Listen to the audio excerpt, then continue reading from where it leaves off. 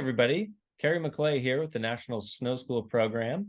And with me today is Serina Wesson from the University of Alaska Fairbanks and the SnowEd project. And we are talking about the super cool snow science kits that Serina's been developing for a while now and are ready to be sent out to folks across the country. So Serina, thanks so much for being here. Yeah, thanks for having me. Right now we're gonna kind of go over activity 5, which is one of my favorites. It's walking on snow. And being from Alaska, there's a little bit of background because we have a lot of unique Alaskan animals, and we also get at certain times of the year multiple feet of snow. So this can be a challenge not only for the animals when they go outside, but also humans, children, and everybody in between. So we wanted to kind of take it back to a little bit of an Alaskan aspect and a little bit of a cultural engineering and kind of snow technology ideals to highlight snowshoes and how animals might be able to walk on snow. So I'm going to turn it over to our activity and then talk a little bit about how this works while we are going through it. Perfect. Absolutely. Yes, we have our supplies. So we have one of the plastic cups from the kit. We have a spoon. We have our beautiful, magical instant snow powder. We have some animal tracks here, so you can kind of compare your animal to some tracks, perhaps. Some sticky dots, and the one thing that you will have to provide is water. So we have Mr. Moose here today, and he's gonna venture into the snow. So first we're gonna make it snow. You're going to take your instant snow powder and put some into one of the cups.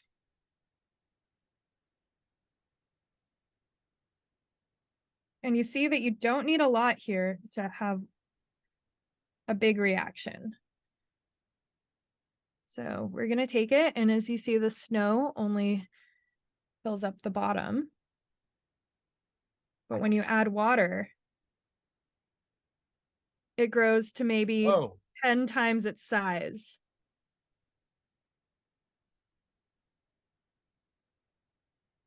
Yeah, it's looking like 20 times its size almost at this point. Yeah, so you can play with it. The more water maybe helps. And you can also stir it up a little bit. And then you get some nice bouncy snow that Mr. Moose can go for a walk in.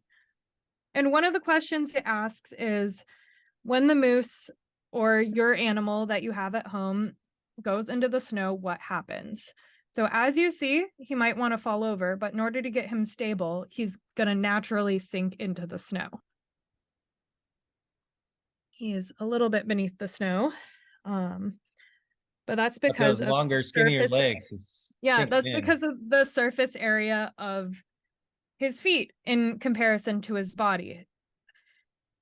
So what we're going to do is we're going to try to engineer Mr. Moose some snowshoes. So we have some sticky dots and some punch out circles. So we can take them and try to get Mr. Moose settled so maybe he doesn't fall into the snow completely.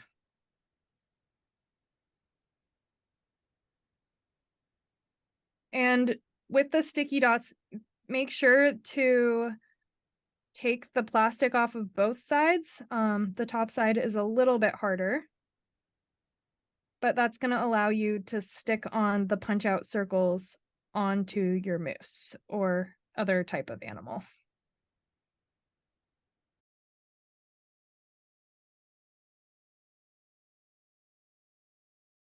You should be able to press the circle onto the paws. Nice. Or the hoofs of the moose.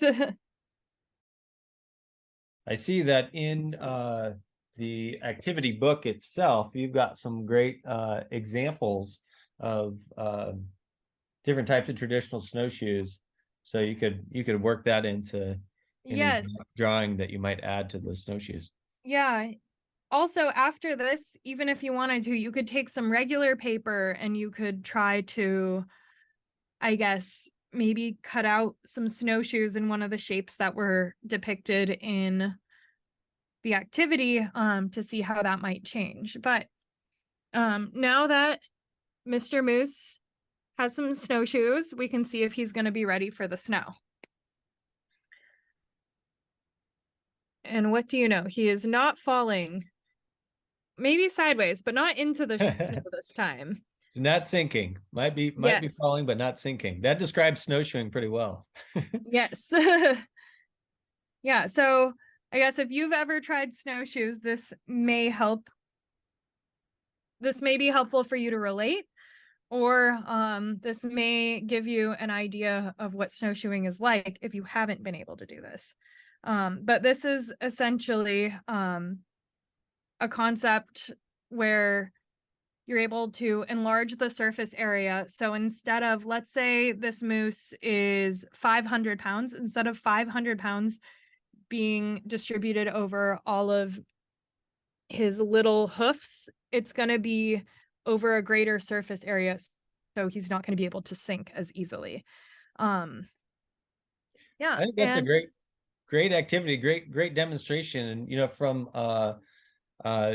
working with so many snow school students over the years, this is one of the big questions that we get when kids who are going snowshoeing for the first time. They're putting them on their feet. They want to know, why are they wearing snowshoes? And I think you provided a great demonstration there of the surface area yes, it's increase not there. just so you're tripping more and you're trying to walk and making it harder. It's so it's actually that you're not going to be sinking in and maybe post-holing every step, especially when the snow is very deep. Yeah, absolutely. Yeah, and depending on what snow school you do, something that I like to challenge, depending on what age level, if you have some extra cardboard or different materials that you might have around the house or the snow school, you can actually try to see if you can engineer snowshoes for yourself that might allow you to try to maybe not sink in the snow out of household supplies. So whether that's maybe trash can lids or um, taking cardboard even and seeing how you might sink less or more depending on what kind of things you have on your feet.